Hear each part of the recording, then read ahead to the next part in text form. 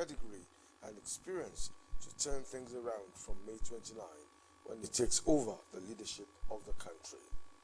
In a statement to felicitate Tinubu ahead of his 71st birthday tomorrow, Buhari said Tinubu's warmth, friendliness and generosity had set the pace for a network of friends that will shape his presidency with requisite expertise to guide the economy and consolidate on the investments of past leaders.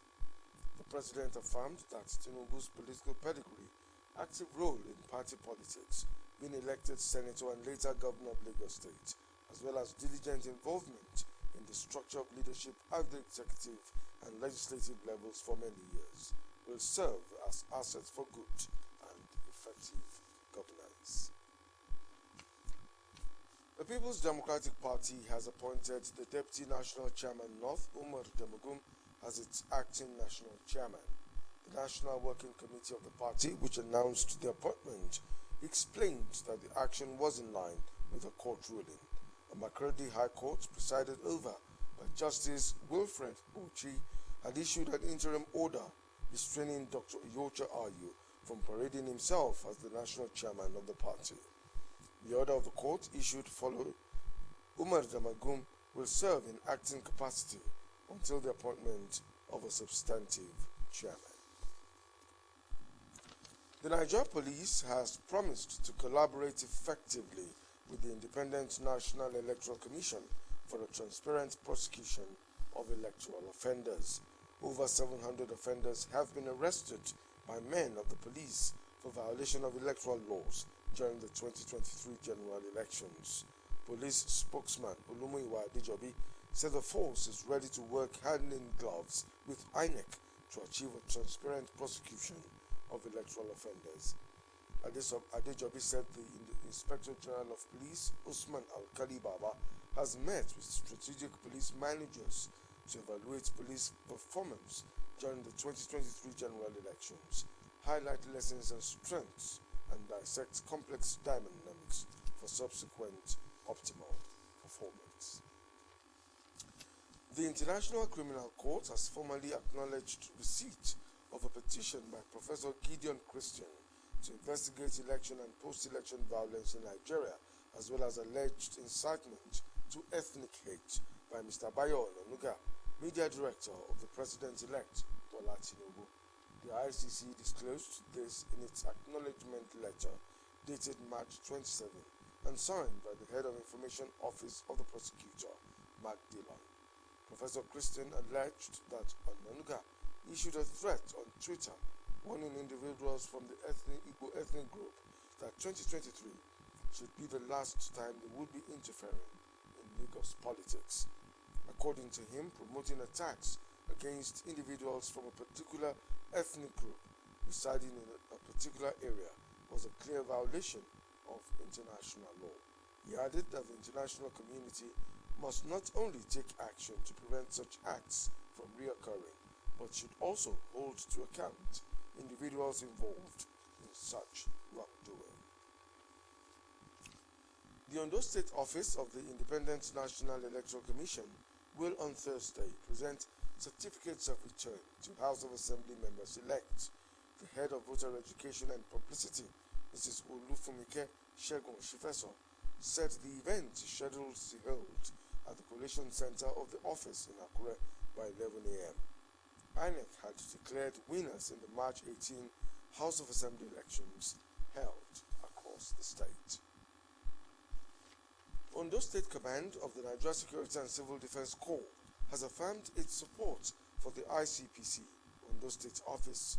The affirmation was made during a visit to the State Commandant Olatun Tumolayinka by ICPC Ondo Resident Anti-Corruption Commissioner Kayode Kupolati. Mr. Kupolati had earlier requested the operational support of the command in carrying out its operations within the state. He acknowledged the Corps as a worthy partner in the areas of fighting crime, bordering on corruption, and the provision of NSCDC personnel in ensuring the safety of ICPC State Office, among others.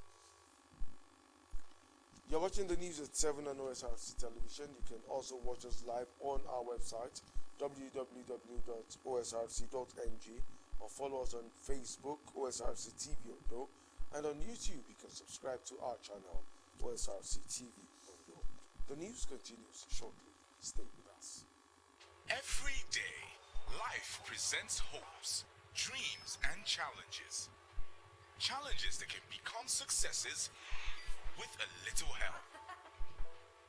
Because a little help can empower you to go from despair to celebration. A little help can keep you going until the race is won.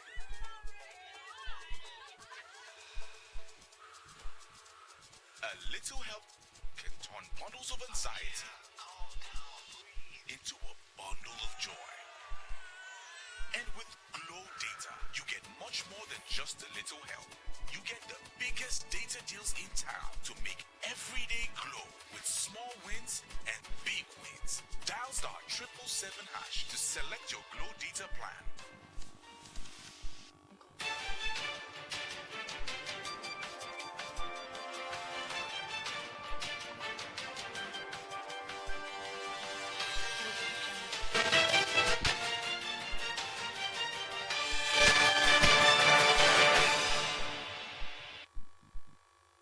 Thank you for staying with us on the news at 7. Lagos State Government has reiterated that the ban on commercial motorcycles in 10 local government areas and 15 local council development areas in the metropolis still persists. Special Advisor to the Governor on Transportation, Shola Giwa, made the statement while on a tour of some restricted areas within the state where some motorcycle operators had resumed operations.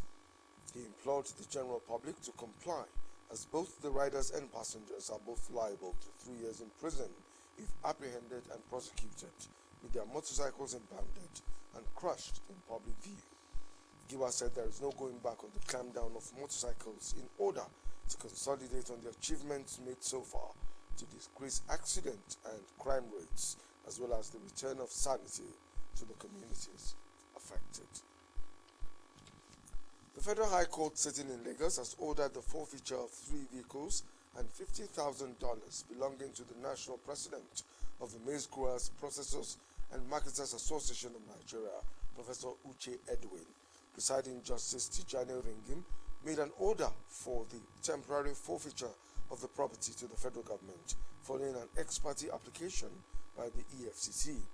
Counsel to the EFCC, Rotimi Oyedepo, said the property were reasonably suspected to have been acquired with proceeds of unlawful activities. The anti-graft agency had on March 16 arraigned Edwin on 11 counts, bordering on conspiracy, retention and conversion of funds to the tune of over 1 billion naira. EFCC alleged that the money belonged to Maize Growers and Marketers Association of Nigeria, saying the defendants committed the offences sometime in 2021 in Lagos. Reverend Father Hyacinth Aliyah, the governor-elect of Benue State, will perhaps be hoping to redefine governance in Nigeria as the helmsman in his state. His status as a Reverend Father come politician is deservedly turning the spotlight on what his government will offer against the norm. In this report, OSRC's Zahida Ribisala samples the opinion of Nigerians on his emergence, as well as the potential absence of the office of the First Lady, considering his oath of priesthood. Benue State, north-central Nigeria, shot to more prominence following the emergence of the Reverend Father Dr. Hyacinth Aliyah as the state's governor-elect from the March 18 election.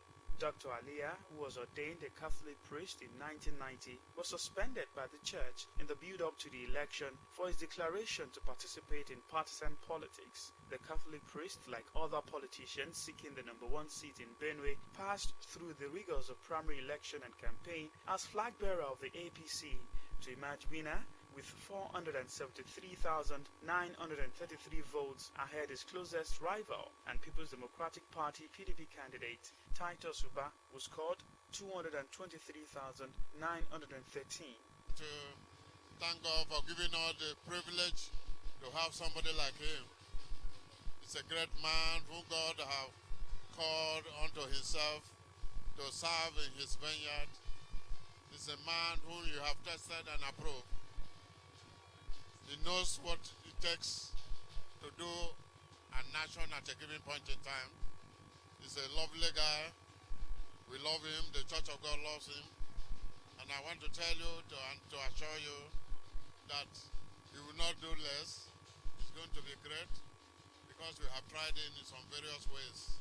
His victorious outing at the poll has again brought to fore the debate about the involvement of clergymen in politics. Will it be a deviation from the usual characteristics of politicians, among other things? It's unfortunate that the church suspended him. We cannot continue to clamor for good leadership and people who are assumed, because as a church leader should be assumed to be a man of noble character, a decent person. So we cannot be chasing them away from participating in politics, and you still want a decent society. So it's unfortunate that the church eventually suspended him. But I think they will have to rescind that suspension now, having won the election, because either as the bishop or whatever of the Catholic, he now owns the old churches in Benue State. It doesn't belong to both a Catholic alone. Now it belongs to both Anglican, all churches now. Now the governor now owns the old churches in Benue State. So I think they will have to lift that suspension. Dr. Aliyah is said to write history as a second Reverend Father to become governor of Benue, following the footsteps of Reverend Father Moses Adasu, who was elected governor in 1992 before democracy was truncated by the Abacha regime in 1993. In times past, we know that theocracy was a system of government where we have rulers who are either belonging to one religion or the other. They see them as good in governance based on the faith. And the experiment has shown that most clearly, most of them, because of that connotations that they have the fear of God, are leading by example in terms of religion, that they would be a better governor, a better administrator. We have seen some of them, Reverend Adasu, that I said, ruled well, governed well in Benue State 30 years ago. That beyond your religion, yes, that can act as a faith-based thing, is what we expect. Competence, character, capacity to deliver. Those are the major things, ingredients that is needed, to govern. So if we see this beyond your religion affiliation and that you're capable of doing it, who cares about whether you're an agnotist or an atheist or whatever religion you say you believe in? Well, as a reverend, we would expect more or much more from him, because already he has sworn a oath. Apart from government, he has sworn a oath to the people. One, now that he will be sworn in. And secondly, he has an oath that he has sworn to God, to mankind, on the humanitarian and charitable grant to deliver. So this put together, I expect that he should lead by a good example because of the background, because of his religious faith, because of what he has sworn, what he has given his life to. He has sworn to celibacy, and which of course is a right to give your life to God in the service of mankind and what is beneficial to them.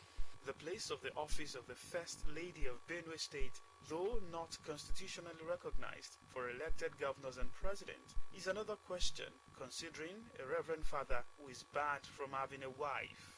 It's the reverend I was voted for. The reverend should go to office and forget about the issue of First Lady. And I can assure you that if he does that, if you have the courage to do that, you see distractions. It will be limited. With distraction. There is a reason why Catholics said their Reverend Father should not get married. He should just translate that into a governance. And you see that most of these things, if we take a clip from it 4 years from now, you understand that he will do better than people who adore and who carry the office of First Lady, as if the citizenry also voted for First Lady when they were voting for their husband. So to me, First Lady as an office should be scrapped. Not that we should, because it's not mentioned, it should be mentioned, but that it should be scrapped. It remains to be seen if Reverend Father St. Aliyah will live above board and become a shining light for others to follow when eventually sworn in on May the 29th, 2023. Sahid Aribisala, Osrc News. Amnesty International has spoken out against human rights violations in Nigeria, including terrorist attacks by Boko Haram, extrajudicial killings, torture, banditry, and arbitrary detentions, among others. In its annual report, Amnesty International said thousands of Nigerian civilians were killed, injured, or displaced by the armed conflict between Boko Haram and the Nigerian military in the northeast.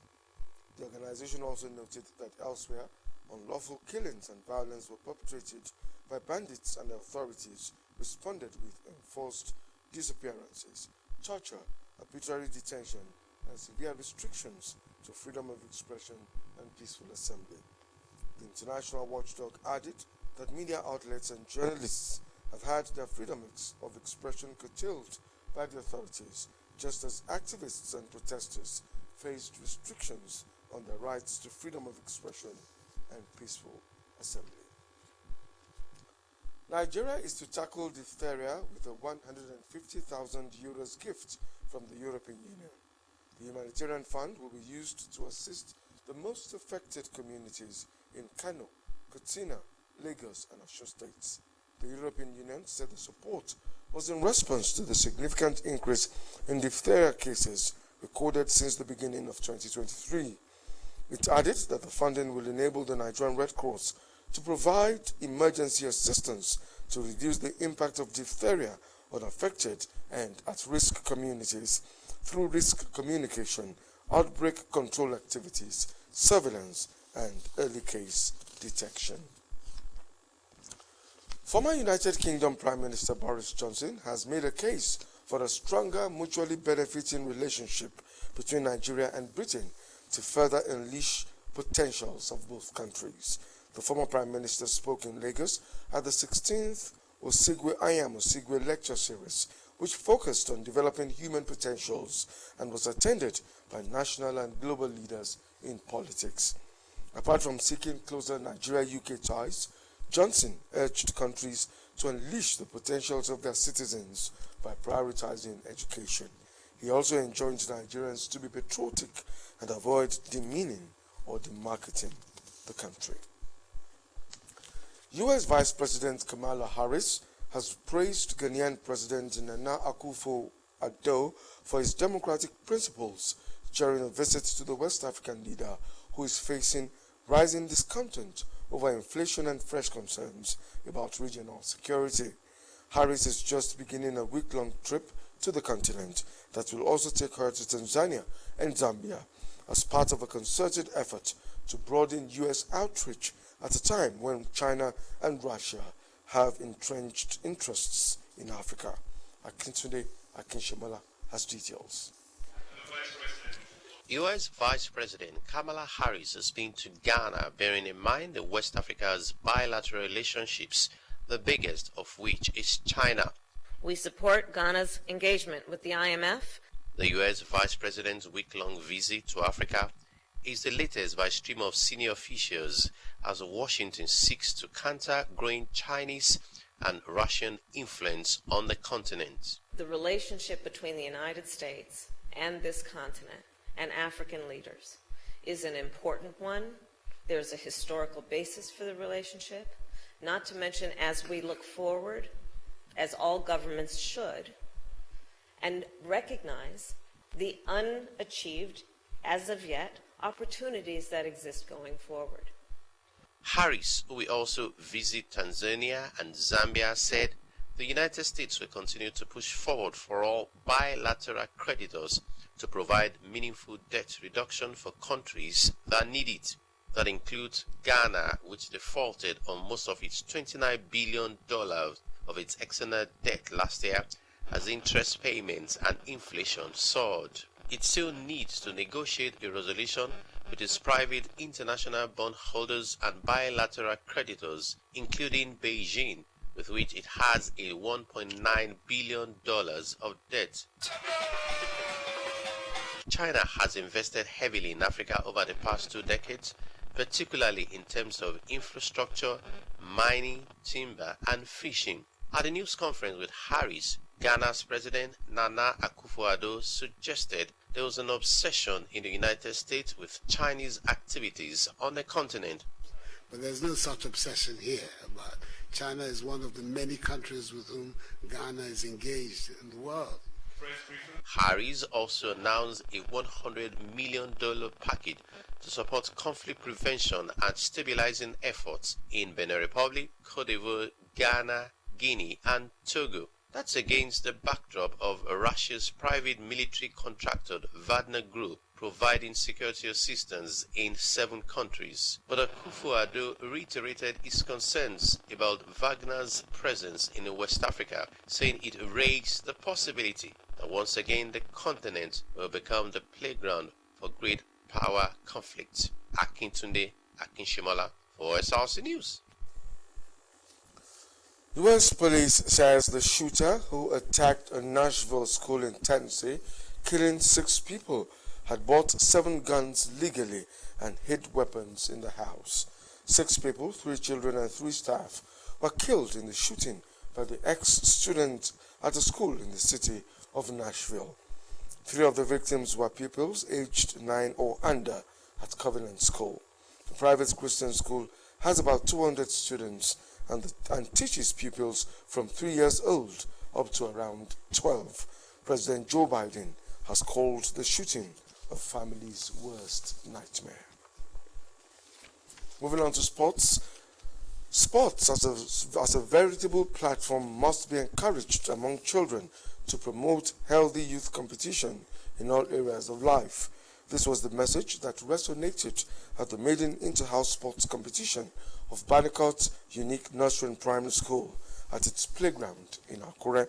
Osrc's Bingo Luajano reports that there was also free medical and eye check for pupils and residents of the community at the school premises.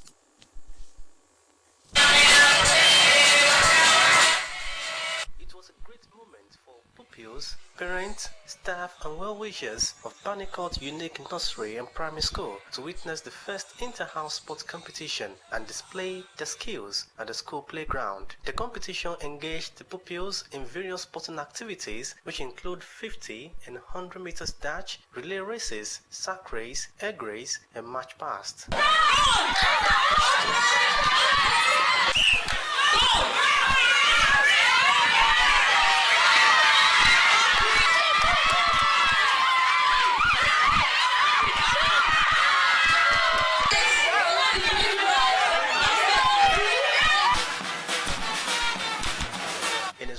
The proprietor, Bannecourt Unique Nursery Primary School, Tokunbo Jegede, highlighted the importance of sport development amongst children for their mental growth.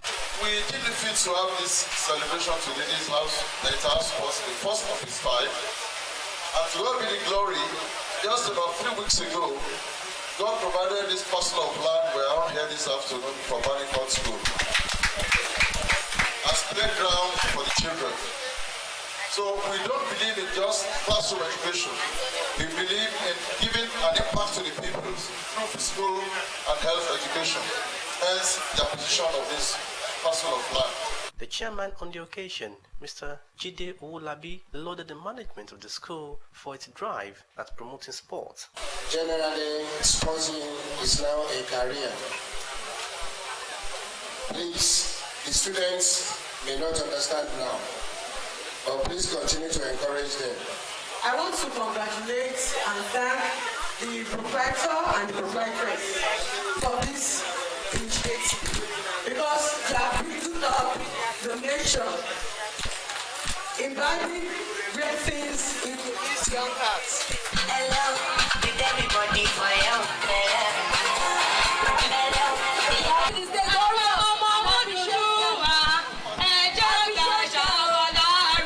At the end of the competition, Green House emerged overall winner, Red House finished second, while Blue House and Yellow House came third and fourth respectively.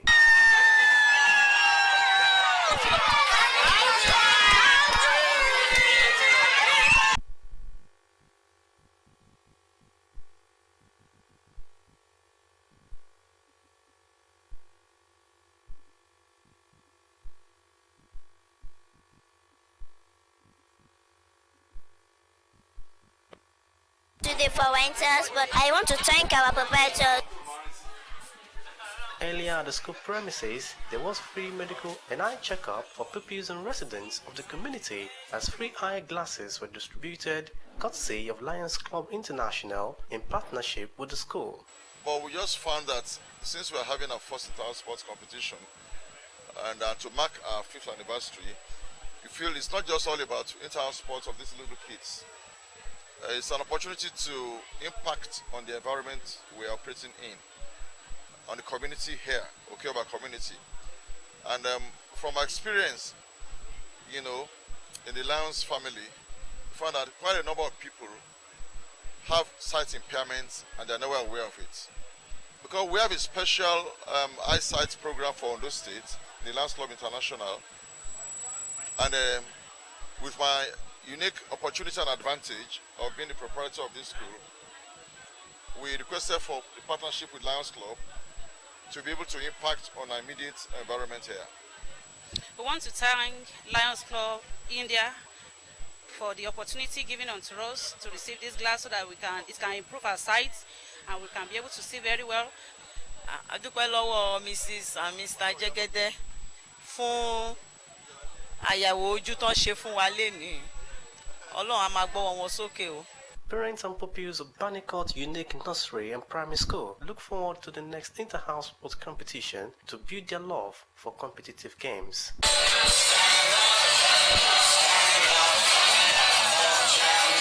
Benga Oluwajano, West House News. And now to end the news at 7, another look at the major stories. The Nigeria Labour Congress and the Trade Union Congress have shelved their planned nationwide strike over the scarcity of naira notes in the country. The People's Democratic Party, PDP, has appointed a deputy national chairman, Umar Damagum, as its acting national chairman to replace Dr. Iyocha Ayu. Following the election of a Catholic priest as governor of Benue State, political observers have called on clerics to lead with the fear of God in partisan politics. And from the foreign scene, U.S. Vice President Kamala Harris has pledged aid to Ghana and 5 other West African nations amid security and economic concerns. That's it on the news at 7. Thank you for being a part of it. Good evening.